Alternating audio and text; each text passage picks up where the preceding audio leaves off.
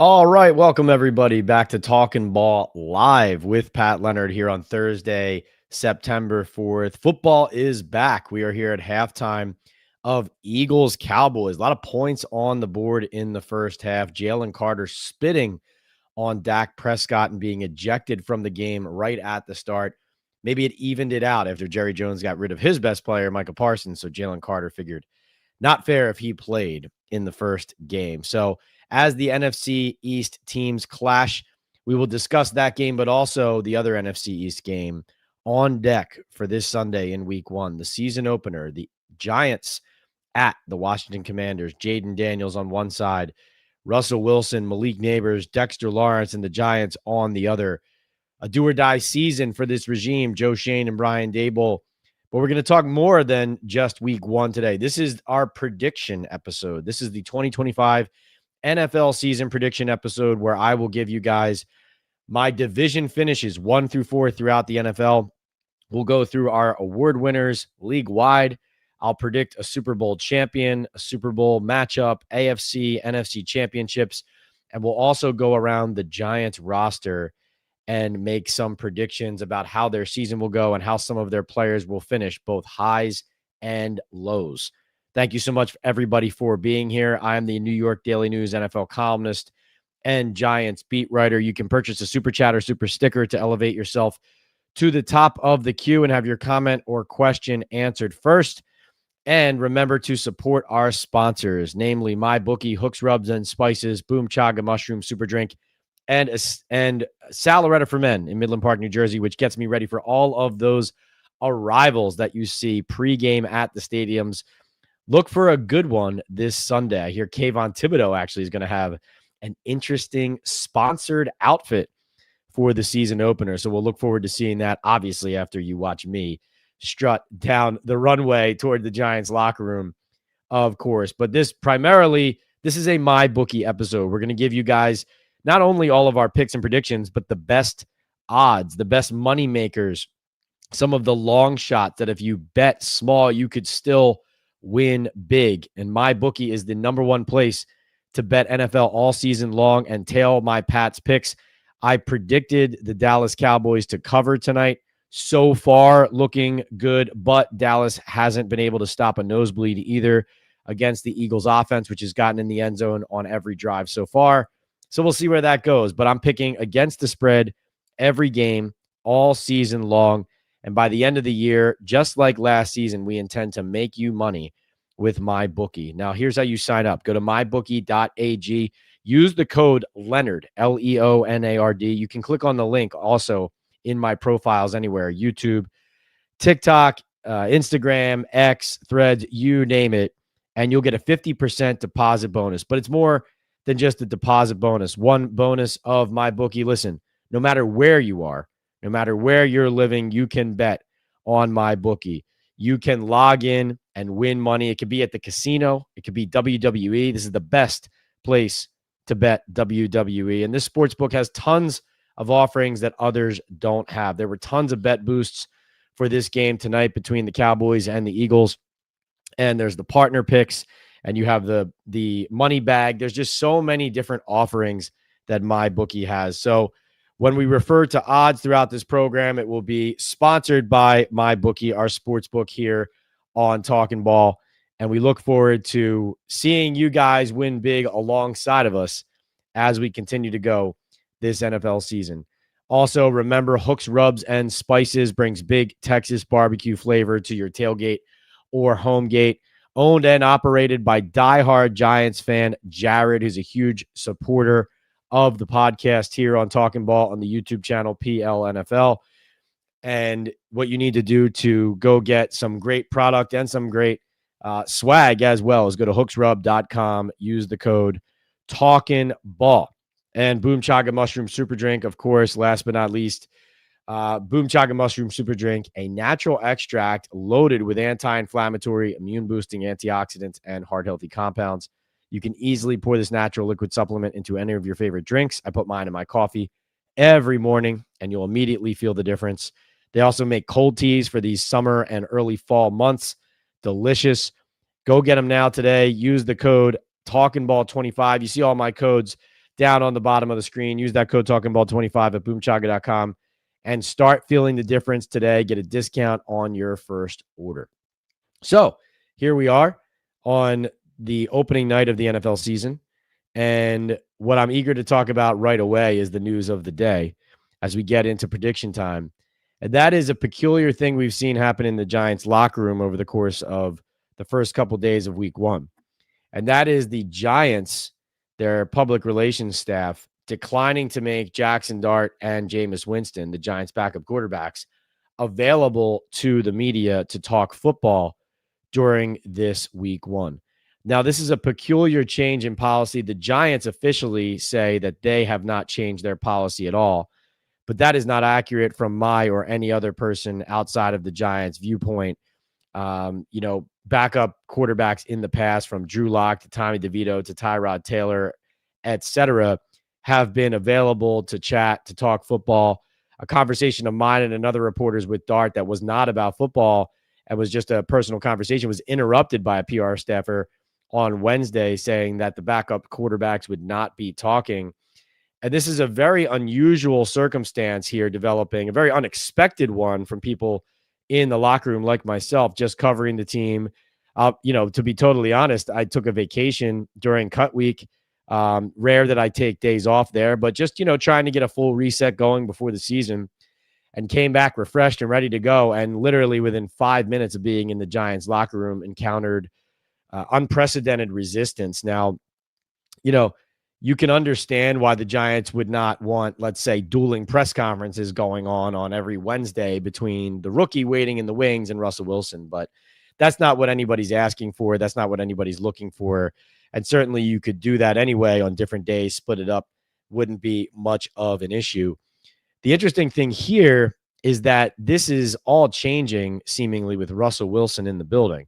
Now, Russell Wilson being the Giants starting quarterback, already there have been differences in how the Giants have approached handling him from other starting quarterbacks in the past. Eli Manning, Daniel Jones, Giants starting quarterbacks since I've been here have always conducted the first interview of their week on Wednesdays at their locker, in the locker room, around their teammates. Russell Wilson, on the other hand, does his away from the locker room, on the patio outside, has his own podium, has all the cameras on him, and that is what he does every week to lead off the week. So that being a change is interesting, and the fact that the backup quarterbacks are being prevented from talking is interesting, because Wilson has a history of receiving some unusual treatment that grates on people both inside and outside. In Denver, he had his own personal office and rubbed a ton of people, teammates and other people in the Denver Broncos building the wrong way. In Seattle, plenty of former Seattle Seahawks teammates have complained about special treatment he received there, as well as him being unapproachable and other complaints about him. And, it's a very uncomfortable situation that suddenly has arisen here, because on the one hand, you certainly just want to get to Sunday, watch the Giants play, and give them a chance to get this season started, right? It's just like, let's just get to the game and evaluate the team on the field. Let's make it about football. And the vibes have just been so positive about the Giants all the way through training camp that, it's been so bad for so long here. This team's been so bad, 3-14 last season, that really in everybody's mind, media's, Giants, everybody is just kind of like, hey, let's see if this team's got the juice to take it from the preseason and translate it to the regular season and get something going here. But unfortunately, what we've seen here is kind of a full stop on the Jackson Dart hype, a full stop on talking to Jameis Winston, who the Giants have not been shy, obviously, about strutting Jameis Winston around social media like a team mascot, eating W's and all of that. But then when it comes time for us to actually interview the man, we're not allowed to do it. It's highly unusual. Now, the Giants did specify at one point that as part of their new policy, again, they stress that it's not new. I'm telling you it is. But the Giants have stressed that we in the media can put requests in to interview these quarterbacks about football. But the Giants have declined, at least as of this afternoon, they had declined every request to speak about football with these quarterbacks that was put in, including mine, that was just to talk to Jackson Dart about the emotions he has about going into his first NFL regular season game. Now, of course, I bring up the Russell Wilson point because the motivation behind this is what matters, right? It's nothing personal between one reporter or just two reporters or whoever and the Giants.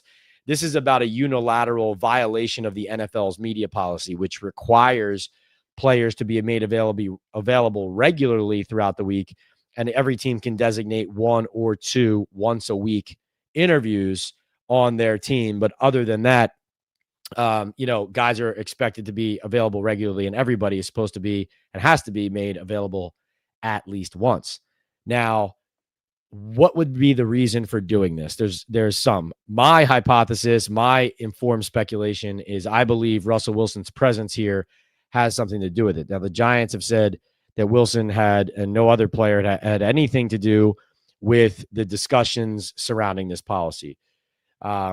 This could be just simply that Jackson Dart got elevated to number 2 on the depth chart, which was a difference from Jameis Winston being the number 2 on the depth chart in the preseason version of it, and that has created a delicate situation for the Giants, and they don't want it to be discussed. The third option is that the move on the depth chart is something that Jameis Winston hasn't received well, and therefore the Giants are trying to prevent him from speaking about it because they're afraid of what he might say. Regardless of the reason, it is picking a fight where it doesn't need to be picked. It is a highly unusual week 1 violation of rules, of media policy, and really of trust and goodwill, because really it's just everyone has just been, covering this team through training camp. Like, hey, listen, exciting to see Abdul Carter, exciting to see Jackson Dart, exciting to see maybe some positivity and things turning around, and just very, very strange, very strange. But ultimately what matters is what happens on the field on Sunday, what happens on the field for the Giants this season, and where they go from here. Start taking some of your questions, and then we'll start with some of our predictions brought to you by my bookie here on Talking Ball Live with Pat Leonard. Peterstown says, hey, Pat, I told you weeks ago we were going to wait too long to get another wide receiver, and now Gabe Davis is gone. We lost out on him and Keenan Allen, and with Cooper retiring, who's left that can help? I think Peterstown, good question to kick us off. What you're looking at on the Giants roster is what you can count on right now. Jalen Hyatt's been spending time after practice this week, coming in very late after practice after doing extra work on the field. He's putting in the time. He's trying to turn a corner here, and that's great to see. I think you need to get the most out of Wan'Dale Robinson. You need to get the most out of Malik Neighbors and Darius Slayton. Definitely a situation here, though, where what you have in the building is what you're getting. Now, as you said, you feel like they needed help at that position at wide receiver. They were clearly looking for help. Gabe Davis ultimately not becoming a Giant. And I would say this, first of all, the Giants are a team that, despite the positivity, they do have holes on their roster, and those warts and those holes will be exposed, in certain matchups against certain teams. And we saw that last year. Even if they're a little bit better this year, their roster is still far from where it needs to be, and that will be an issue at times. Secondly, if you watch the Eagles and the Cowboys right now tonight, and they're playing here in the second half, the Eagles Jalen Hurts just took a sack, and the Eagles are trying to drive here. Looks like they're going to have to punt for the first time all night, up 1 point with 9 minutes to go. But you look at them, look at what the corner spot for the Eagles. They were relying on a battle between Adoree Jackson, who everybody who roots for the Giants knows that Adoree Jackson really didn't have much left. And you're looking at Keely Ringo, a draft pick of the Eagles who clearly hasn't panned out and couldn't win the job from Adoree Jackson. They ended up trading for another player who replaced Adoree Jackson already in the first half of this game because Adoree was having a rough time through the early part of this game, guarding CeeDee Lamb one-on-one, and Lamb having his way with a cushion and with Dak Prescott eyeing him and targeting him and picking on Adoree Jackson with the Eagles. I bring that up to say, even the reigning Super Bowl champions now are in a position where there's certain positions on their roster, like the cornerback 2 spot, where all offseason you're pointing at it and saying, that's going to be a problem. That's going to be a problem. They better take care of this. They better address this. They better make this better. And then you get to the first game of the season, and before halftime, you're able to say, yep, that was as bad as we thought it was going to be. And so, I'm not saying the Giants receiver position is as weak as the Eagles cornerback 2 spot, but my point is every team is going to go through this early on this season in some way where, because of the salary cap, you're limited to what you can do and how you can invest. And then also there's problems with how teams self-evaluate sometimes. Like in the Eagles case, Howie Roseman had been eyeing Adoree Jackson for a while, finally gets him, but you could tell he was not Vic Fangio's preference or favorite, or that Fangio wanted to see more at least. And so, maybe Howie Roseman, who doesn't miss that often compared to other general managers, maybe he swung and missed there. And so sometimes teams, they fall in love with a player that they either drafted or that they covet, and that they don't really see the full reality, when they're looking at that player. So anyway, the point there is I would not count on any additions there at the moment, Peterstown. I think they're excited about Bo Collins, the rookie, what he can bring and add. They feel like he's intelligent, that he's dedicated, he's a hard worker. So, some optimism about what Bo Collins can provide, both as a down the field element too. Lou Ann, what's going on? She says, let's go Giants, playoffs, baby. Giants will start 3-0. Tim says, Super Bowl, here we come. Simeon wants to know if all of that came from Pat Hanlon. Not directly from Pat Hanlon. He obviously oversees the public relations staff. So, he could either control that, stop that, whatever. But no, those were not direct actions of his. Joe says, Pat, this is a cover up. Giants gate. What are they hiding? Jose agrees that is shady. Simeon says this kind of behavior adds to the conspiracy theories. Right. What are they hiding is the question. And also, how does this benefit Jackson Dart?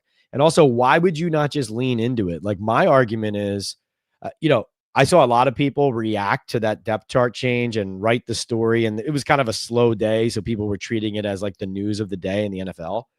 But I reacted to it flippantly because for me, anyone who's been paying attention knows that Dart has essentially been the number 2 quarterback the entire way. I call him more quarterback 1B.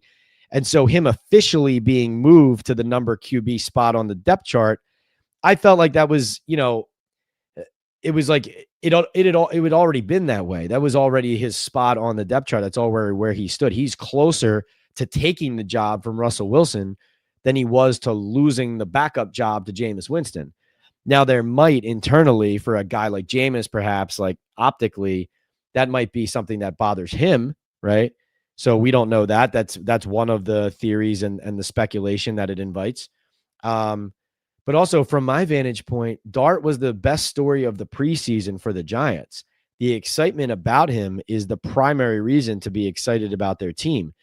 The Giants this year, whether they win 3 games, 5 games, 7 games, 8 games, whatever it is, if Jackson Dart continues to look good whenever he enters the lineup, even if they win, 6, 7 games, whatever it is, if Dart looks really good once he enters, that's the golden ticket for Joe Shane, for Brian Daboll, for the Giants, etc. If they can walk out of this season saying we have our franchise quarterback, they can rationalize and whitewash and, and make excuses for or whatever, anything else. You cover it up. Star quarterbacks cover a lot up. Trust me.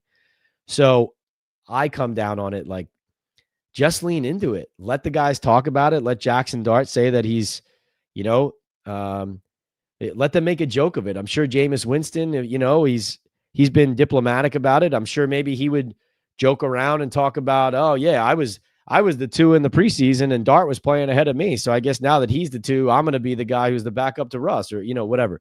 There's a million different ways you could have gone. GCN says the cover-up is that Russell Wilson is a terrible quarterback and they know he will be out after 2 games. Yeah, I think it has to do with trying to protect him.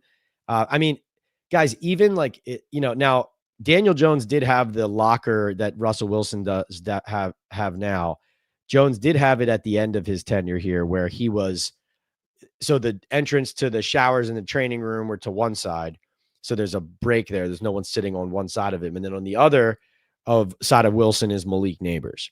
So Jones did sit there before. But prior to that, typically the quarterbacks would all be together in a back corner, like Eli Manning, Daniel Jones, Alex Tanney, Davis Webb, like those guys were all in that back same area. Locke and DeVito were still together in that same area last year when Jones was moved. But it's interesting, Russell Wilson, where he sits, Jackson Dart not only is not near Russell Wilson, you can't even see Russell's locker from Jackson's locker. It is behind and on the other side and down the locker room from Russell Wilson. It's a bit unusual with him supposedly being a guy who's, being groomed and developed and kind of learning from the mentor and the veteran.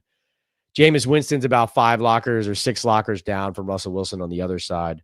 Just a bit unusual. And it all invites not only conspiracy theories, but it is clearly something is wrong, and they're either protecting it or hiding it, or they're becoming gatekeepers of something that is a violation of the media policy. Joe says, Pat, the Giants are in big trouble. Their offense can't compete with the Dallas offense. They put up 20 points against the Eagles. I agree. This is not a good night for people who predicted the Giants to win a lot of games. GCN says, Pat, Shane has proven again how bad a GM he is. How can the Giants be $9 million over the cap? They've been a terrible team. 3 wins. Who are they paying?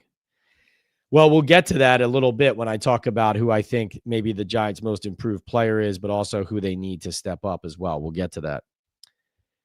Devin says, Pat, what is your assumption on Thomas playing or not playing in week 1? I see Landon Dickerson's knee bothering him currently for the Eagles at guard. I would rather Thomas not be rushed, especially with the restructure. Thanks. Devin, I agree with you. Yeah, the restructure of Thomas. Interesting that they restructured him. Bit unusual. They restructured his contract. It basically just it changes when they're giving him certain money, but it just the main reason or the main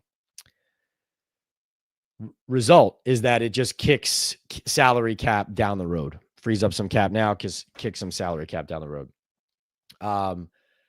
I don't believe he's playing in this game. I don't see why he would. I don't see how he would. Like, everything about Andrew's process to this point has been to be overly cautious and avoid risking re-injury to his knee. And so I don't know why it would go from let's be extra cautious and not play in the preseason, even though the original plan was to play in the preseason. It doesn't make sense for me to go from there to let's get in a couple limited practices, get backed off on the Friday or on the Thursday before the game, be a DNP, and then get ramped up to limited on Friday, and then just out of nowhere play live real football. Like Brian Daboll wouldn't even say that he did 11 on 11 in his limited work at practice on Wednesday. He just said he did some stuff. So it's possible that he didn't even do 11 on 11 in that practice. So I don't think he's playing in this game. I think James Hudson is going to be the left tackle. As Dallas, Miles Sanders rattles off a big run. GCN says, Pat, New England won 3 games and are way under the cap, spent a lot in free agency, and still have cap room. That's right. Yeah, well, so GCN, the reason for this is they obviously reset, got a new head coach, and Gerard Mayo was a disaster as a one and done. And now Vrabel still inherits a team that is, in a reset mode in a lot of ways, although they do have the quarterback already drafted, right? But they, the cupboard is relatively bare there as far as drafting and developing goes.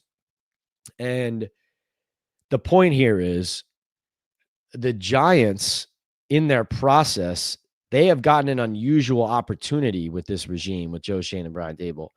They've gotten an opportunity to exceed expectations unexpectedly with their first team that really was a bare bones team talent-wise, right? With Daniel Jones and Saquon and Dexter Lawrence and Andrew healthy all season in 2022. And then the next year, instead of staying in like reset, rebuild, draft, develop mode, because they weren't drafting well and because they weren't developing well and because they missed on certain places and because they hadn't built the roster well and because of dysfunction with the coaching staff, et cetera, off of that first season, they went for it. They felt like, hey, John Mara said, we're back. They felt like, hey, let's go. Let's get it. Let's load up. And they misevaluated their team, their roster, their own ability to evaluate, and they fell flat on their face. And so they invested money. They invested resources at that point. And what has happened since is they have continued to invest money and resources to patchwork the offensive line, to trade for and sign to an extension a guy like Brian Burns on the defensive line, on top of giving contract extensions to Dexter Lawrence, Andrew Thomas, Daniel Jones before they ended up releasing him. Of course, there was the tag with Saquon Barkley, but by and large, what you've seen is compared to the Patriots who have a bare cupboard, the Giants have a team that has been rushed into supposed win now mode a couple of times because Shane's draft well and develop and then sign free agents to supplement around it has been turned on its head. And instead, they become a team that is signing free agents to be good and then is drafting to build around that. So it's more financial investments just to try to be competitive rather than having a competitive young roster because of good draft picks and then adding free agents to put you over the top. Dak Prescott back to pass throws over the middle, and the ball is dropped. But it looks like a headshot on Reed Blankenship is going to give the Cowboys a chance to go ahead late in the third at the goal line. Simeon says Jameis knows what his role is. I generally agree with that, Simeon. Like, I don't think Jameis Winston is thrilled by being the number 3 on the depth chart, but I also can't imagine it was a shock to him to be named the number 3. That would not make a lot of sense to me for him to be shocked by that based on how the summer went. Joe says, yes, Giants are all eyewash. Let's see. Yes, so it begins. The Steelers coaches and players did not like Wilson at the end of the year. What about the Three Amigos pitcher? Dart, Winston, DeVito, no Wilson. Well said. All right. This has been fun. Let's get to our prediction segment where we go over our NFL and Giants predictions. All right, here we go. So my predictions for the division finishes. I have in the NFC East, the Philadelphia Eagles finishing first, followed by the Washington Commanders in second, the Dallas Cowboys in third, and the New York Giants in fourth. In the NFC North, the Minnesota Vikings winning that division, followed by the Green Bay Packers, the Detroit Lions taking a step back, and the Chicago Bears still down there at the bottom of the division in the NFC North. I do think Ben Johnson, and as we looks like Miles Sanders just fumbled in the red zone for the Dallas Cowboys, picked up by the Philadelphia Eagles. Wow. Huge turning point here. First turnover of the game, I believe. Huge play there in the NFC East early on. So I got the Vikings, the Packers, the Lions, followed by the Bears in last. So I'm not saying the Bears are going to absolutely stink. That's not what my kind of prediction about their season is. But I do think that Caleb Williams has to show me before I feel good about what they're going to become, especially quickly in this 2025 NFL season. I think that they're probably building something there. And Ben Johnson, I've heard good reviews about him, but it is a really strong division, the best division in the league last year. And could be one of the best ones again this year. But that's where I have the Bears in last there. Bucks, Falcons, Panthers, Saints in the NFC South.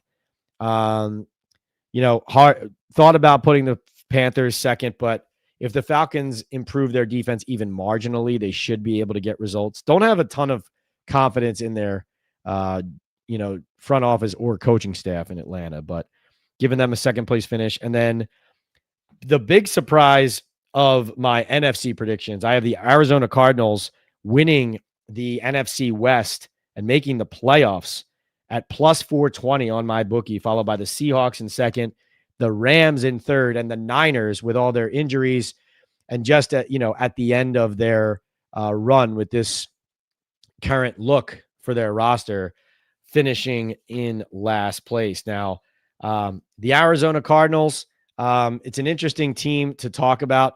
I'll tell you right now, I have Jonathan Gannon sneakily rising up to win Coach of the Year this year. This isn't necessarily about me saying that Gannon is an incredible head coach or anything like that, but I do think that what I've seen from Arizona since Gannon got there is that since his rookie season, even when they didn't have a ton of talent on the roster, their team has played extremely hard together, and they were competitive in games that they just didn't belong in. Like, games where it didn't feel like they should have been competitive in, they were still, sound in areas you didn't expect them to, more buttoned up than you thought a roster with a lot of no names would be. Now I know that, Kyler Murray is under pressure this season there. There were rumblings this offseason of some discontent in Arizona with Kyler being the long-term guy anymore. It's kind of like, how much longer is this going to last type thing. But you look at their roster, they've just slowly and steadily, right? They have, of course, weapons on offense. They have Trey McBride, the stud tight end. They've got Marvin Harrison Jr. looking to take another step forward in his second season. Paris Johnson, a first-round pick at left tackle. James Conner, a beast, veteran running back behind Kyler. And Kyler, obviously, it's about health with him more often than not, right? Murray, when he is healthy, he can be a game wrecker and a big time player. Just seems like at that size, with the way that he plays, he ends up getting banged up. And even if he stays on the field, him below 100%, just not the same. But even you look at the defense, and that's Gannon's calling card with Budda Baker on the back end at safety, but they got Josh Sweat, right? The Eagles are missing him. You can see in this game, their pass rush not the same without Josh Sweat. On the edge, they signed him in free agency. They've got former Giants defensive tackle Dalvin Tomlinson, Calais Campbell, towards the end of his career there, obviously, but on the defensive line, first round pick Darius Robinson there on the D line as well. And I just think that they're not going to be necessarily sexy. They're not going to be an incredible team, but I do like, as the Giants or as the Eagles and Cowboys going inside for a weather delay. That's interesting. I do believe, though, when you look at that division, the Seahawks, I think, will be competitive. But let's be honest, is Sam Darnold really guaranteed to light the world on fire in Seattle the way that he just did with Kevin O'Connell, the quarterback whisperer in Minnesota?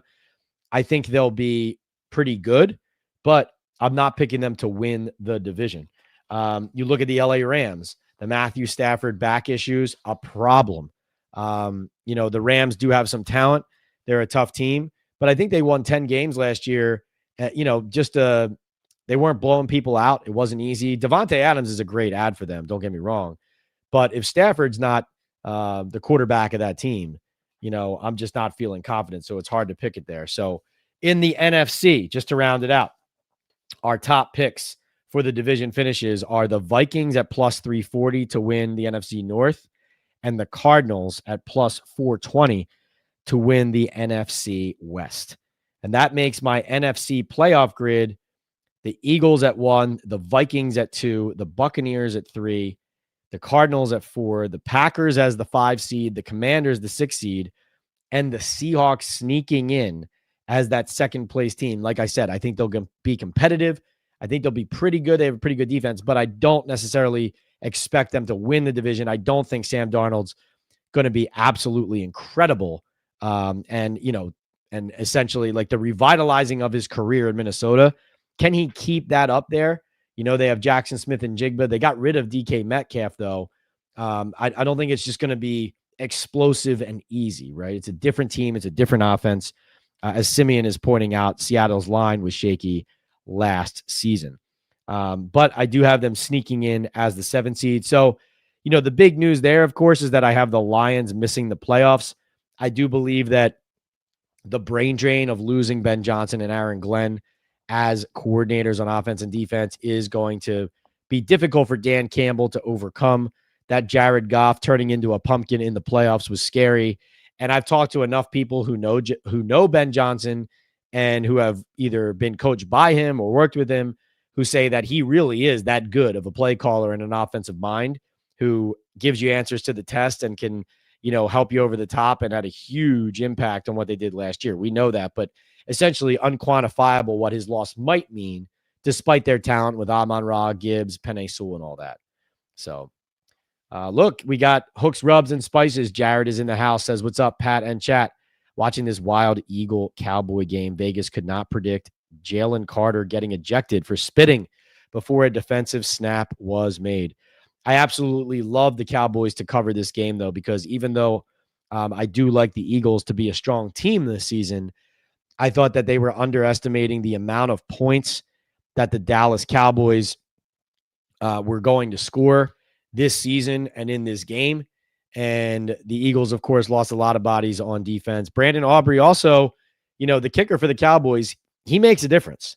Like we were talking about, the money line and picking the Eagles or the Cowboys to win, that's one thing. But Brandon Aubrey, a kicker who makes from 50s, from 60s, and is essentially automatic, you have to factor that in when you're betting these lines, when you're placing these bets with MyBookie. By the way, next week, we're going to have one of the odds makers from MyBookie on our show to answer all your questions about, how odds are set, what lines are moving. And I'm looking forward to that. I think that'll be a lot of fun to give you some insight into how the sausage gets made. All right. So we did our NFC playoffs. Let's go to the AFC. Want to take a couple questions first.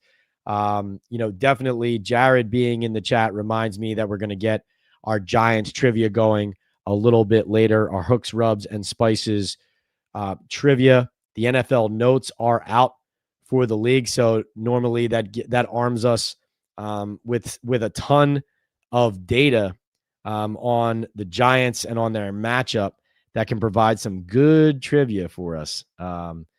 Stuff that's off the beaten path that is definitely not going to be easy necessarily for everybody to lock in on and figure out. All right. So let's go to, by the way, Hooks, Rubs, and Spices real quick. We have behind me here, we got the Mad Cow. We got the Smoke and Sweetness.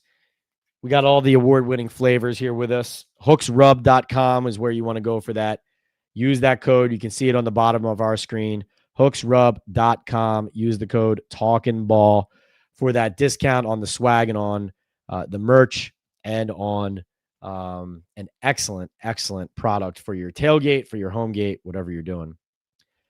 Oh, so Jared specifies the Giants trivia winner tonight will get a bottle of our Tacos Everyday Seasoning. Ooh, the Tacos Everyday Seasoning coming in hot. Had tacos tonight. Got to remember to put that Tacos Everyday Seasoning on next time. H-Town says, health and wealth to all. Yes, as Michael points out, lightning delay in Philadelphia for the Cowboys and the Eagles. All right, so continuing on our predictions here. Let's see. Continuing on our predictions, we're going to the AFC, ladies and gentlemen. The AFC division finishers. We're going to start. Now, I'm a little chalky in the AFC. I got to admit, but it really had nothing to do with trying to be chalky. It was just my evaluations of these teams based on what I know about them and having conversations with people. I'll start with my pick, my only plus money pick for a division winner, and that is the Houston Texans. I'm not quite sure why the Texans aren't minus money to win this division in the AFC South, but they are plus 106. I gave it out the other day on social media. I hope you guys went and got it and are getting it before they play and before they beat the Rams in LA. What is that, a Monday night game, Sunday night game? But I have the Texans beating the Rams to open the season, and they're a team that I think is going to go deep. I picked them to win the Super Bowl last year. We'll see how far I pick them to go this year, even though obviously they were bumped out by the Kansas City Chiefs last season. But in the AFC South, I got the Texans finishing first behind, or with the Colts actually in second, the Daniel Jones Colts, the Jaguars in third, and the Titans in fourth. In the AFC West, I have Chiefs, Broncos, Raiders, Chargers. I got the Ravens, Bengals, Steelers, Browns in the AFC North. So the Ravens in first with the Bengals right behind them. And then in the AFC East, Bills, Patriots, Dolphins, Jets. I think it's going to be a tough season for that other New York football team. I believe the Giants gave you a preview of that for what happened in that preseason game and during that week, even though that was not the Jets starters. But the balance of it is this. The AFC playoff grid, again, as I said, looks chalky. We got the 1 seed Ravens, the 2 seed Bills, the 3 seed Texans, the 4 seed Chiefs, and then 5, 6, 7 is Bengals, Broncos. Ready for this one? Raiders. The Vegas Raiders plus 340 to make the playoffs. Bottom line is this. I have faith in Geno Smith. I believe in Geno Smith. I think he's a good quarterback. I think he gives the teams that he's on a chance to win. I believe with a good enough running game. Now, listen, I'm not saying the Raiders are going to be world beaters, similar to what I'm talking about with the Seattle Seahawks. Now, these are teams that, you got Geno going from Seattle to Vegas. You got Seattle taking a quarterback from Minnesota in Sam Darnold. Neither quarterback is going to lead their team to a Super Bowl, but they are both, competitive enough for these teams that have some talent to make some noise. And so that's what I have the Raiders doing, being the 7 seed and finishing at plus 340 and sneaking in to the postseason in Pete Carroll's first year. Let's be honest, coaching, leadership, and just structure matters. And that's what you're going to see from the Raiders this season. So where does that take us into the playoffs? My AFC championship, Ravens, Texans. I got Baltimore beating Houston in the AFC championship. And then I have the Eagles beating the Vikings in the NFC championship. And then I have the Philadelphia Eagles repeating as Super Bowl champions and beating the Baltimore Ravens. Eagles are plus 370 to be in the Super Bowl. Ravens are plus 340 to be in the Super Bowl. This is actually chalky. These are both the highest or the lowest odds for the AFC and NFC. So as much as I wanted to pick the Texans to again get back there and to be there, and I do have a lot of faith in their defense, and I think Stroud's an excellent player, it was hard for me to go against the Ravens team that is so talented, and they were there. They should have beaten the Buffalo Bills on the road in that playoff game last season.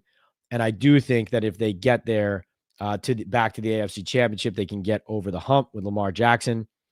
And my Super Bowl champion is the Philadelphia Eagles at plus, I believe they're about plus 700 right now on my bookie. They are not the favorite.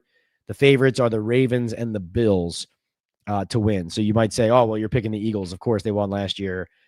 They are third in Vegas on my bookie right now behind the Baltimore Ravens and the Bills. I'll tell you the exact odds right now. Ravens are plus 660. Bills are plus 670. Eagles are plus 700. Chiefs plus 850. And after that, they are some long odds. I mean, anybody betting after that, you're going to win some coin. After that, it's the Packers, Lions, Niners, Rams, Commanders, and Broncos. The Texans, if you want to go with my sleeper team, the Texans are plus 3,100 to win the Super Bowl. So that would be an interesting one to sprinkle a little bit on. My NFL MVP, Lamar Jackson. I thought he should have won it again last year. I think Josh Allen had a good year. I don't think he had as good of a year as Lamar Jackson. I thought Lamar should have won it. And I think Lamar comes back and wins it this year. And then my Super Bowl MVP this time around, it's Saquon Barkley. The Chiefs were able to bottle him up for the most part in the Super Bowl while giving up too much to Jalen Hurts and the passing attack. And I think this time around, Saquon Barkley gets his in the Super Bowl, and the Eagles end up rolling to a repeat championship. Now, my rookies of the year. Now, this is off the board technically. I do believe it should be on the board, but my offensive rookie of the year in the NFL is J.J. McCarthy of the Minnesota Vikings. I believe that McCarthy is underrated. I think that while I'm not expecting him to be, I'm not predicting him. I'm not sitting here and saying that J.J. McCarthy is Jaden Daniels, right? That's not what I'm saying. But what I am saying is that being coached by Kevin O'Connell, having Justin Jefferson, he gets Jordan Addison back in week 4. This is a strong roster, a strong team, a team with that just came off a strong season, but also has a chip on its shoulder with how it ended in the playoffs against the Detroit Lions. Now, there's a lot of pressure on the young man, but remember, even though this is his second NFL season, he got hurt last year and never ended up playing. So in my world, and I think technically, you can easily call this his rookie year, JJ McCarthy's rookie year. So in that vein, my prediction for offensive rookie of the year is JJ McCarthy. But if you look on the board in Vegas, you can't bet JJ McCarthy, and the odds on favorite for rookie of the year is Ashton Genty of the Raiders, and that would be my official pick if you're looking to bet somebody on the board and not going with my cutesy, technically rookie JJ McCarthy pick. Ashton Genty, even though it is chalky with the Raiders, and then again chalky, but Abdul Carter of the Giants. Jahad Campbell with the Eagles, I thought, is a guy who's going to be put in a lot of positions, favorable positions to possibly kind of steal this, especially if his team is doing well. But I think even if the Giants don't have an amazing season record-wise, I do think Carter shows the type of high-end talent and explosiveness and energy that if he's healthy and he stays on the field, he's just going to rack up stats. He's going to finish. I don't think if he's on the field and healthy, I don't think he's going to be the kind of guy who is consistently not finishing strong pressures at the quarterback. Like, I think if he generates consistent pressures, he's going to finish enough of them where his stats will look mighty impressive. By the way, just did a great episode with Leonard Marshall, number 70, the all-time great Giants defensive lineman, two-time Super Bowl champion. And he had some interesting, exciting things to say about his predictions for the Giants and for their defensive line. So please check out that episode on Friday. I think you'll enjoy that. So that brings us to the Giants. As I look in the chat really quickly, let's see. Michael says, I want to see if you pick Cincinnati and Joe Burrow having a big comeback season. So I do have them in the playoffs. Michael, I do believe that Burrow and that offense, it just has too much firepower for them. I view them a lot like the Cowboys. I'm not saying they're identical teams, but I do think they're both teams where their defenses are going to leave some things to be desired, but their offense is going to have so much firepower that they're going to win enough games to be competitive, and in Cincinnati's case, to be in the playoffs in the AFC. Hook says 2 AFC quarterbacks with a lot to prove are Herbert and Trevor Lawrence. Yeah, and not enough people really talk about Justin Herbert as a guy who, basically he's still everybody's darling in like the NFL media. But how many interceptions did he throw against the Texans? 4 in a playoff loss. I mean, that's the last game he played. I mean, I know he's very talented, but you're absolutely right, Hooks. A lot to prove on that. Lot to prove. And, not a guarantee that he's just going to step out and do it, right? You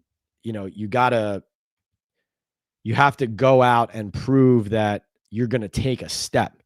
It's not okay to just, to just be in that, same old mode. All right, let's see. They are not taking bets for when Stafford leaves the game after his first hit. Simeon likes the Raiders too. 9-8 or 10-7 are not out of the question for the Raiders. Should be good enough to make the playoffs. Let's see.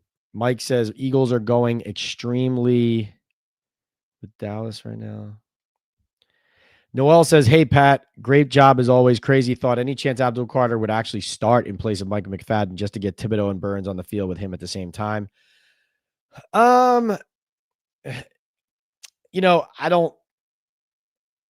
I think they have to be able to stop the run first. And now I would actually, no, I think, or Noel, sorry.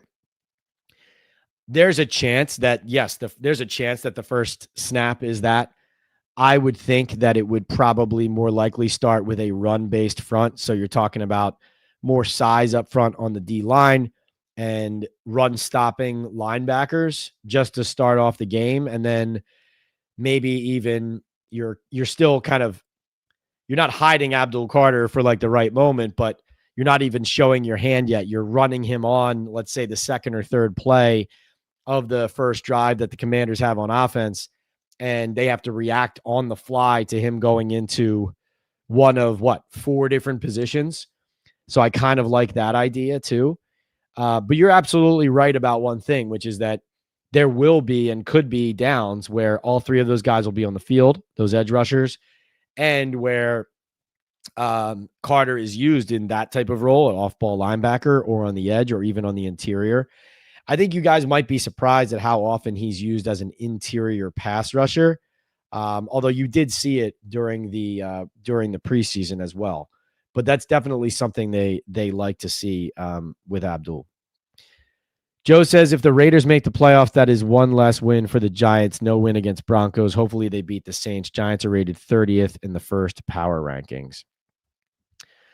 Hey, MJ. Yeah, no conspiracies here. Just reporting the facts from the inside, but informed speculation for sure coming from us about what the Giants violating the media policy means. Joey B says, we're live, boys, and checks in with our first super chat of the night. Thank you so much, Joe. He says, I forgot what's the predictions for this weekend score and outcome. We are all wearing blue and tailgating in Lot E, 9 a.m. Look at you, Joey B, tailgating. Everybody go join Joey B for some tailgate, maybe get some hooks, rubs, and spices going on. You know what I mean? Let's see. Joey B, you're the man. We're getting to the Giants predictions right now. All right, so let's talk about this. So Hook says, would JJ be rookie of the year since he's a second-year player? Would that be the case to be a rookie since he was hurt all last season?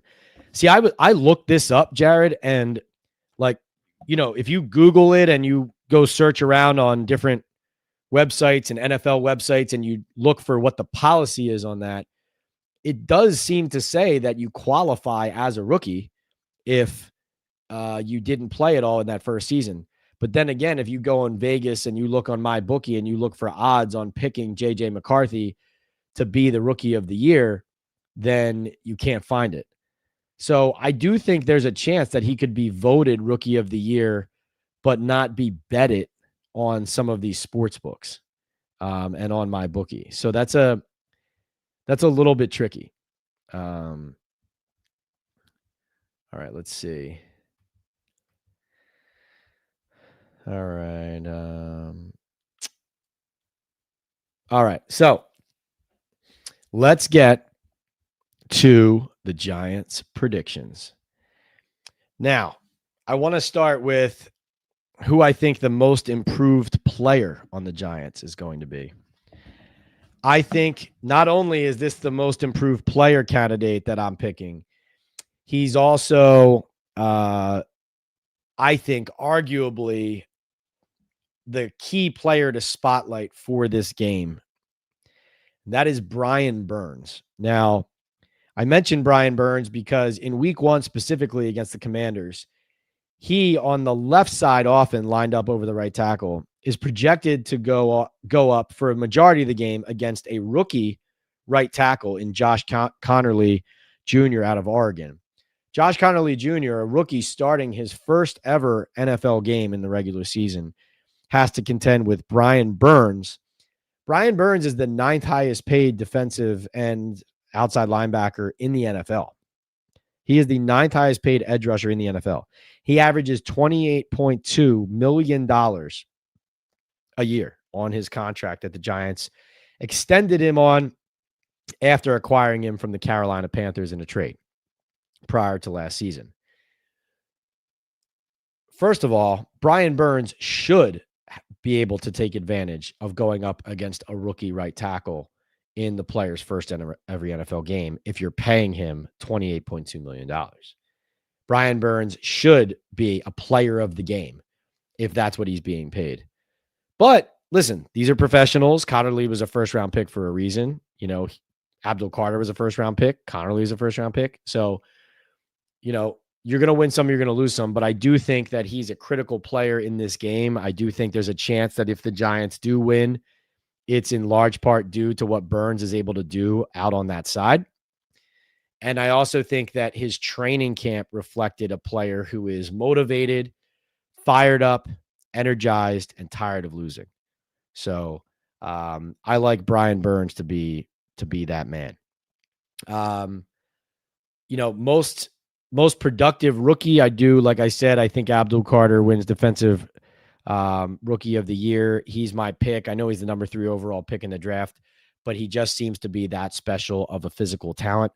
I do think he's going to be able to wreak havoc. And I think that no matter what happens with the Giants this season, I believe that in the end, you're going to have the arrow pointing up on Abdul Carter as a player and a prospect, regardless of whether this regime comes back, whether they all get fired, whatever it is. He's still going to be a player that physically you are excited about. H-Town has an interesting candidate. Most improved, says Micah McFadden. Also agrees that Burns has been a monster. I like your McFadden pick, H-Town. I know that's somebody you've been high on, and it seems like a lot of Giants fans are high on. I think you're absolutely right. He's played very well. He's got the right attitude. He's nasty in a good way. He cares. He's been treating the preseason like the regular season, so I like that attitude. He also points out that Andrew Phillips, the slot corner, got better, and he says Tracy, we'll see how that goes and what a wide receiver, and what he does with his second year of running back in the pros. So one of my bold predictions for the season is that Cam Scatterbu ends up eating heavily into Tyrone Tracy Jr.'s workload. If Brian Daboll has anything to say about it, when Cam Scatterbu is healthy, he will find ways to get him on the field and get him the football often. So I do believe, although Tracy will be a factor, and I'm not minimizing what Tracy's abilities are, but I do see a head coach and an offense that aims to and wants to use Cam Scatterbu in a big way. You saw that when they inserted him with the first team offense that one day, his heaviest day, before he left practice and ended up with that hamstring injury. He was out for quite some time.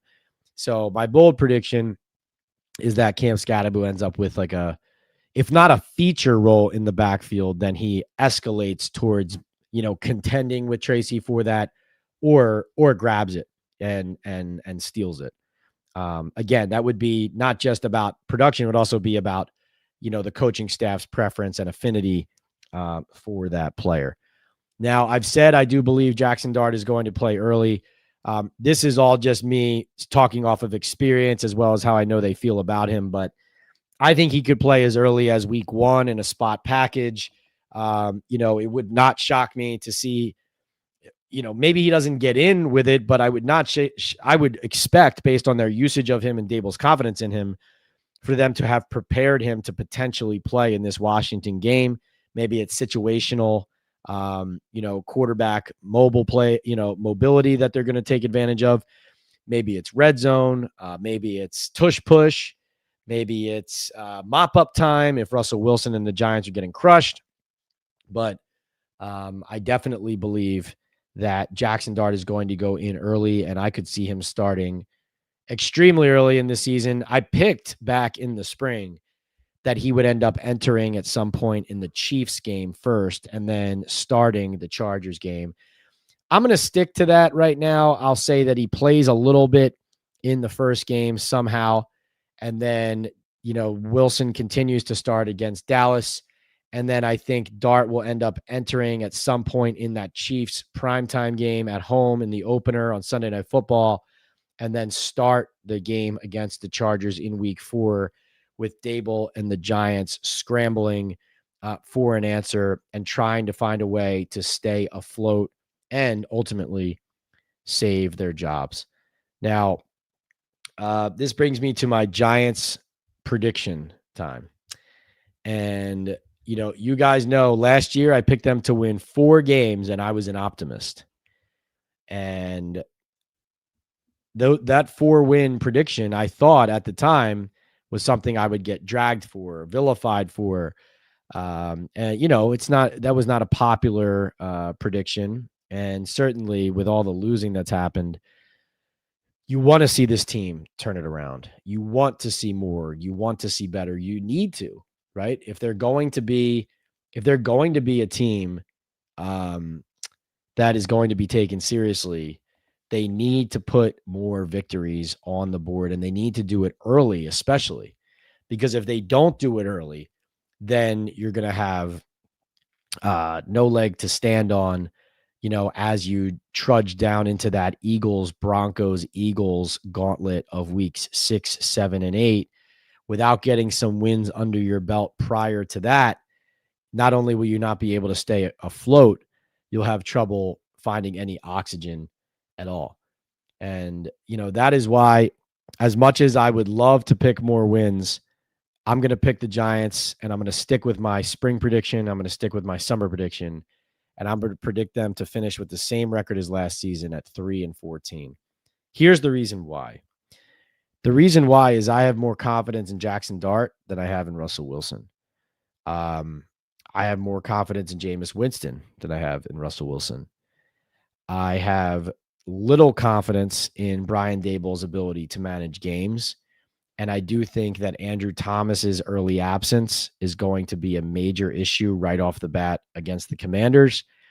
And I hope I'm wrong about this, but I'm still waiting to see what Dexter Lawrence looks like in a full 4 quarters against the Commanders here on Sunday, September 7th, down in Landover, Maryland. I believe that the Giants have some good isolated talent, but I did not see enough from the first team offense during this season, during this summer, during training camp, during the preseason, to feel confident about what they're going to be able to do to score points to ultimately win these games. Like, you have to admit that watching the first half of Eagles Cowboys was a little bit disheartening from the standpoint of, in the modern NFL, scoring points is what wins you games. And if the Cowboys are scoring like this against the Eagles and the Eagles are scoring like this against the Cowboys, how will the Giants be able to keep up? Now, obviously, what a lot of people are hinging their hope on is that the defense, with the investments in the pass rush, with Carter being on that front, that the defense is going to control games, change games, dominate games even. And if they're able to do that, if they're able to control games with their defense, smother opposing offenses, and if offenses like the Cowboys and the Eagles tonight look a lot different because of what they have to deal with the Giants defense, then I'll be wrong. And I promise you this, if I'm as wrong this year as I was in 2022, you'll see me on TikTok and Instagram and YouTube Shorts and everywhere wearing that clown face, telling you guys I was dead wrong. But I'm going to stick to my prediction. 3 wins, new regime next season.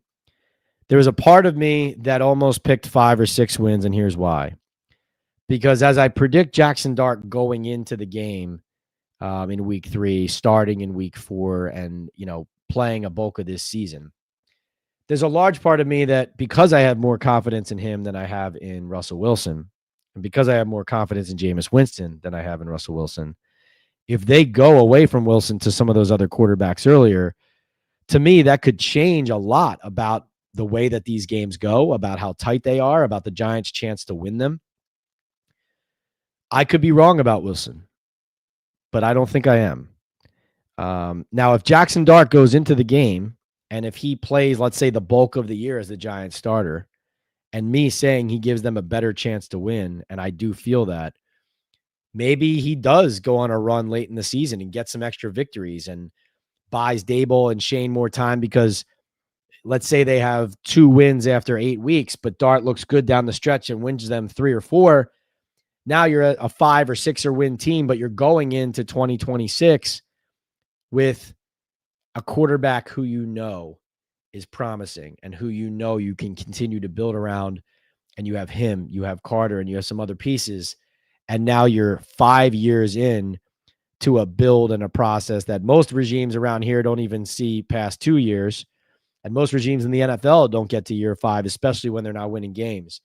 But if they can just get there with this talent and with a franchise quarterback, now you can take that breath in the offseason and hopefully in 2026, make it a team that people are proud of. But that's going to be my final prediction for the Giants this season, 3-14. And let's get to your reactions and talk about it a little bit. Tuto, my man, checks in with another super chat. Says salutes and respects to Big Boss Pat, the best Giants media podcast, and all diehard Giants fans in the chat. Greetings from all of us here in Italy. Giants win 27-24 against the Commanders. I like the Commanders to win this game, let's say like 27-20, or maybe it could be like 31-17, 27-10, something like that. I think I'll go 27-17. That'll be my Commanders. That'll be my prediction for this game. All right, let's see. Tuto, I like your optimism, though. I like your optimism. Joe says he's at the Yankees game, and there could be another George Brett illegal bat by the Astros. Umps are checking the bat. Interesting. They confiscated the bat. All right. Well, sounds like football is not the story of the night in New York. H-Town says Cam Scatterboo has real good power, speed, and shiftiness with great hands. Yikes, that guy will be a problem. Russ better not get any injuries to set him back because it will be over for him, and Dart will not be a backup any longer, no doubt. Simeon says, I think they hold off on starting Dart until New Orleans. Let him not have the pressure of starting at home. That's possible. I think that's logical, Simeon, for sure. But I know that he played down at Ole Miss, but I mean, I know the Saints aren't very good, but that is not an easy place to play, the Superdome. Trust me. So, but yeah, I hear what you're saying about playing at home too. Jim says he agrees. Watching the Eagles in Dallas, that the Giants aren't as good as the Cowboys, even without Parsons. Hook says, though I'm from Houston, I have always hated the Astros and been a fan of the Yankees and Mets growing up. But Yankees as an adult, Astros have been cheating for years. Let's see. So these guys think if they're 0-4, that's where Dart goes in week 5 at New Orleans. I mean, is Dable still going to be the coach at 0-5? I mean, wow. Talk about a long leash. GCN wants me to list who the Giants are going to beat. He has 1 win against the Saints, hopefully. Well, I would go over the games that I think about. Will they win it or not? You look at, I think the Chargers, the Saints, Chargers, Saints, maybe Niners, Bears, Patriots, Raiders, I guess, is probably the list of potential wins. And, I guess maybe like a New Orleans, maybe they get one on Chicago, and then maybe they get, I don't know, Vikings or Raiders there somewhere. I don't know. It's hard to find. Patriots, Bears, Patriots, Saints, I think is probably what I'm looking at. I have to go back and look. I picked a game from game in the spring, and I still feel confident in it, but that's what I'll give you. The Patriots, Saints, and Bears is what I'll give you for their wins this season. Let's see. Simeon says only the 86 Bears defense could get this team more than 3 wins. Joe says Pat, Eagles have the best defense. The Giants defense will be better, but they are not moving from 25 rated to top 5. Yes, I agree.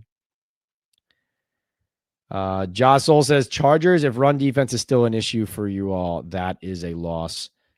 Right. No, that's true. They would run the ball a gazillion times if they couldn't stop it. And as Jim points out here, there's no evidence that the Giants can stop the run. Can't say we'll have a great defense until we do.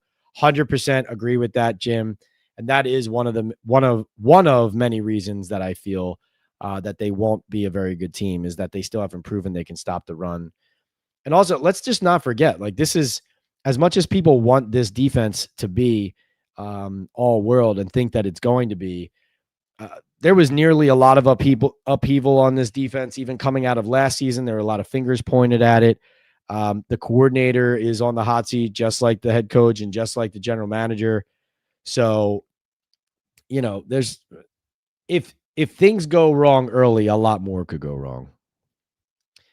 Simeon says, how many wins would Dable need to keep his job? Well, I think if Dart plays in games and looks really good in the regular season, that can trump everything, And like I said, there was a part of me that was wondering, because I do believe Dart can be a really good player, do they struggle early, but then Dart gets them on the board late, and so they end up finishing with, let's say, 5 wins? You know what I mean?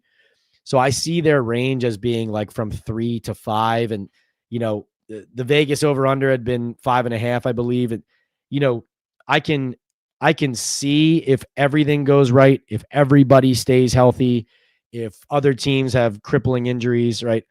If you think about all of that happening, can they get to 6? I mean, maybe, but that takes everything to go perfectly, right? We have to mention as well, as it looks like the NBC broadcast just showed my Jalen Hurts clip smoking the cigar with the trophy. But yeah, the Giants, there's so much for them that needs to go right injury wise, which is something they've struggled with in recent years. And they have a team where if they lose one or two of those key players, it's very difficult to come back from. MJ says, how can you predict a new regime after Mara admitted to messing up Daniel Jones with coaching changes? Are they quitting on Dart already? I wouldn't view that on quitting on Dart. Like I said, I think if Dart looks good, if he plays and he looks good in the regular season, MJ, I think that can trump anything that goes wrong with the Giants' record and wins and losses. I believe that, they don't want to rip it up and change it on Jackson Dart. But I do think that if they have another horrendous season, and if Dart enters and is, affected negatively, and his game doesn't look the way it looked like in the preseason because of how the Giants' problems in the regular season running their team and operating, then it could go that way. Hook says definitely more than 3 wins in his opinion. Toka, maybe 6 or 7, with showing progress with Dart having started and won some of those games. H-Town says, of the team limit penalties, play tough with effort, defense fly to the ball, don't over pursue with tackling, and offense doesn't drop passes. Hopefully situational awareness from coaching kicks in. Carter seems like a player that will not lay down and accept people around him to lay down. Has fire that the team hasn't had and desperately needs. He will lead by example, and that can catch fire on the field. Let's see. Right. How is the line going to be? That's the question.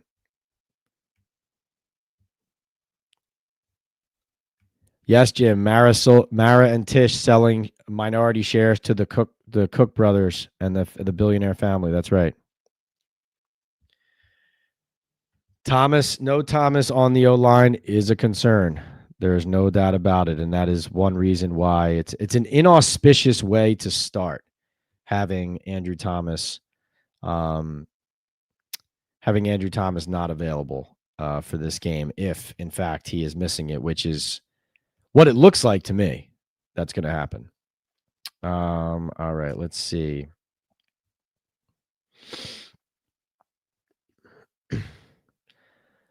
All right. Time for our Hooks Rubs trivia question. Our Hooks Rubs trivia question. This is our Giants trivia brought to you by Hooks Rubs and Spices. You see Jared in the chat. Hooks Rubs and Spices brings you big Texas barbecue flavor, all natural as well, straight to your Giants tailgate or your NFL home gate, wherever you are, on the couch, at the stadium. Break out that Hooks Rubs and Spices, from flat top burgers to cheesy nachos, smoked wings, my favorite, brisket, whatever you are throwing on the grill. Throw and rub some Hooks Rubs and Spices on it. Taste the difference. Hooks Rubs and Spices. We smoke meat. It's hooksrub.com. Anywhere on social media, including YouTube channel, Instagram, TikTok, etc. at Hooks Rub. And you're going to go to that website. Use the code Leonard as you see it on your screen. Or sorry, use the code Talkin' Ball on your screen at Hooks Rubs and Spices. That's Talkin' Ball at hooksrub.com. And you're going to get a 15% discount on all the product and swag you buy there. Yes, 10 up to the Giants. The Giants sale is 10%, up to 10% minority shares. 10%. Oh, look at Hook. Look at Jared said he had nachos tonight. Love it. Love it. All right. So here is our Giants trivia question. Guys, here's how this works. I ask a Giants trivia question. If you think you have the answer, put it into the chat. And the first person to get the correct answer is going to land a free Hooks, Rubs, and Spices. The taco seasoning, the taco rub, is going to be mailed directly to you. All right.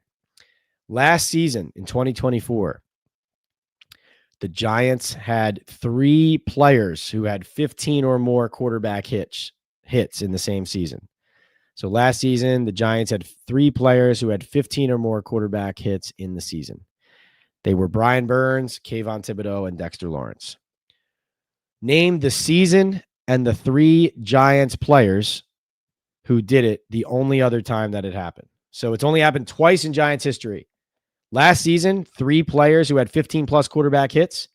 And what other season did this happen in, where 3 defensive players on the Giants had 15 or more quarterback hits? What season was it, and what were their names? Go. And as you guys guess, Joe points out that Scattaboo is 215 pounds, Dart is 223, and Saquon Barkley is 233. Scatman is not running people over. Yeah, no, and I if you notice, I did not predict that Scattaboo would be excellent or change the offense necessarily. I'm just saying that he has a good skill set, and I think the Giants like it a lot and want to lean on him the more if he's healthy on the field. Now, I do have concern about his size running the ball in the backfield, so we'll see about that. But they love what he brings, so if he's healthy, I think he'll be on the field more than you expect. All right, where are the answers? Who can figure it out? Jared has his Tacos Everyday Seasoning, which has won cooking competitions. A lot of award-winning flavors here on hooksrub.com that Jared brings to the table. So you'll have this Tacos Everyday Seasoning mailed directly to you if you are the first person to name the only other Giants defense to record 15 or more quarterback hits in the same season. Let's see.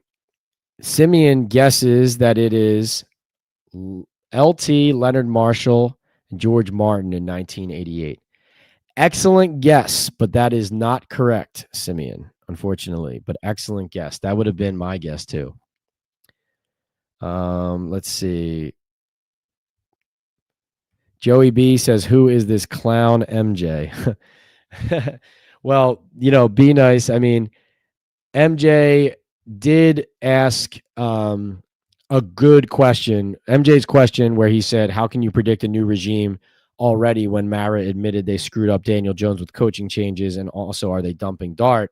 I think that was a really good question by you, MJ. I think that was a good, challenging question to say, well, wait, if this is your prediction, what does that mean?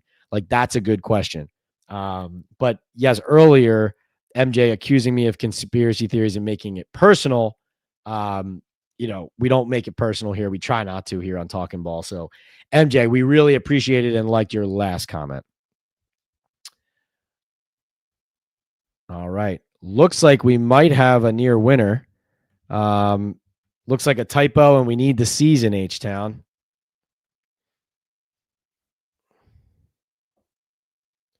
I think H-Town's got it. So, H-Town, you want to just make sure you got the names all straight? You said Osi Umenyiora, Michael Strahan, and Justin, I believe you meant Tuck. You're not trying to win. Well, you just did.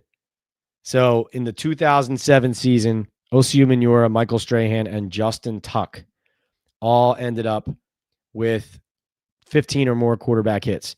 So last season in 2024, Burns had 18, Thibodeau had 17, Lawrence had 16. In 2007, Tuck had 21, Umenyiora had 21, Michael Strahan had 19. So that was 2007. H-Town, listen, you said you weren't trying to win, and you still got it done. Nice flex. H-Town, please direct message me, PL on NFL, on Instagram, your name, address, and email, and you will receive a free Hooks, Rubs, and Spices Tacos Every Day seasoning. Little clap there for H-Town. Nice work. Nice work. Sprinkle your prize on that taco meat. H-Town wants you to give it away to somebody else. Not a meat eater, H-Town, maybe? All right, well, maybe we'll save it for the next eager fan. You could throw it Simeon's way. If you want to throw it Simeon's way, H-Town, and you want to give it away to him, then just tell him in the chat. And because Simeon was playing and was eager there, Simeon could send us his information, name, email, and address, and we could get it to him as well, because Simeon's also a loyal talking baller here. All right, Simeon, send it that way. Thanks, H-Town. Looks like the Eagles and Cowboys are back here warming up. Very strange for these guys to have to take so much time off during the lightning delay and then come back onto the field. So uncomfortable for players when this happens, for sure. But that was awesome. Awesome. Good generosity from H-Town there. So that's my prediction for the NFL season. I know probably not what a lot of you wanted to hear regarding the Giants, regarding their chances in the NFC East and for the Super Bowl. But that is my belief in how the offense is going to kind of undercut what happens. And I do believe that if they're not able to control games, it won't allow this pass rush to get going to the level that it needs to. But we are brought to you here by Hooks, Rubs, and Spices, MyBookie, Boom Chaga, and Salaretta for Men. Boom, MyBookie brought you all these odds that we have for our predictions. Just to recap, the top money makers, the ones that are a little bit off the beaten path. Arizona Cardinals, plus 115 to make the playoffs and plus 420 to win the division. Seattle Seahawks, plus 169 to make the playoffs. Vegas Raiders, plus 340 to make the playoffs. Minnesota Vikings, plus 340 to win their division in the NFC North. And the Vegas Raiders, the Houston Texans, plus 106 to win the AFC South. Philadelphia Eagles Super Bowl pick, plus 700. Eagles and Ravens at plus 370 and plus 340 to reach the Super Bowl.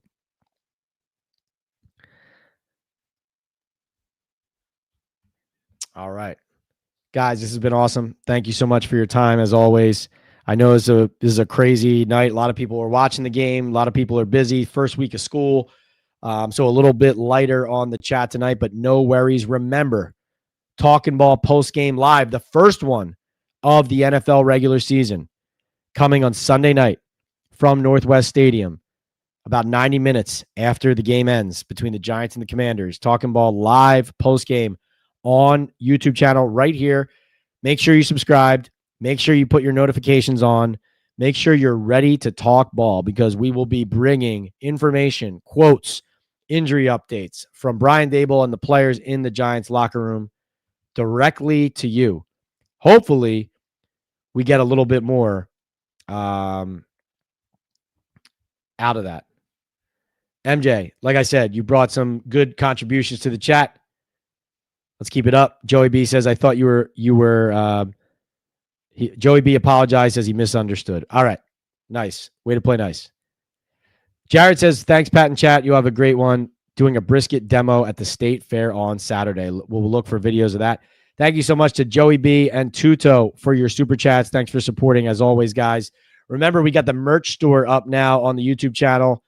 Go check it out. Got some great t-shirts, sweatshirts, hat, and also a pint glass. Love the pint glass. All right. Joe adds that Antoine Staley of the Daily News was on the Michael Kay show talking about the Jets and Daily News labor problems. Are they going to cut out the sports section? I think at this point, Joe, the Daily News was years ago cut down to bare bones. So there's nowhere to cut anymore. Like if you're going to cut at this point, you would just be shuttering and closing the paper. Hopefully, knock on wood, that never happens. But no signs of anything coming down the pike, but hopefully not. That is why I'm so grateful to you guys for helping me create this community here at Talking Ball Live with Pat Leonard, because this podcast, this channel, this brand, what we're continuing to build, this community, I can't be more grateful to the audience, the support, and the enthusiasm that you all bring to this team and to this channel and to this community day in, day out. So thank you so much. Enjoy the rest of Eagles Cowboys. I see Joey's rooting for the Meteor to hit the stadium. And we will talk to you on Sunday from Northwest Stadium. Put your notifications on. Be there 90 minutes after the game ends to talk ball.